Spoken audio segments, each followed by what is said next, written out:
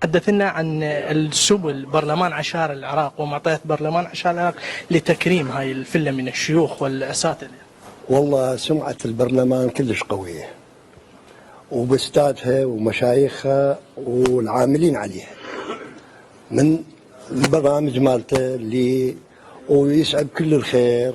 واستاذ عقيل الرجل سوى فتشي بالبصرة مثالي، جمع هاي الفلة الناس اللي الخيرة الشيوخ المعنية وإلى كل وجود، يعني جاي يحل مشاكل وخاصة في شمال البصرة.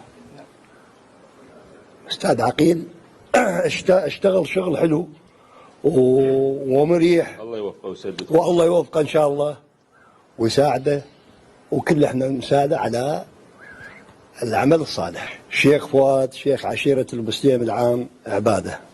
نعم. طبعا مشاهدينا الكرام، اليوم ناخذ كلمة من أستاذ عقيل والسبل لإنجاح هذا برلمان عشائر العراق. ما هي الرسالة التي توصل إلى مشاهدينا الكرام من خلال التكريم وسبل العمل لهذا الشيوخ؟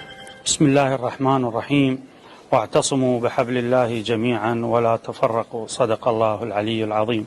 كل الشكر والتقدير إلى الشيخ شريف سلمان شيخ عام عشيرة الببصيري في محافظة البصرة على حسن الاستقبال إلى هذه الشيوخ المباركين، وكل الشكر والتقدير إلى الشيخ ظاهر التميمي أبو عماد الكناني، هذا الرجل الطيب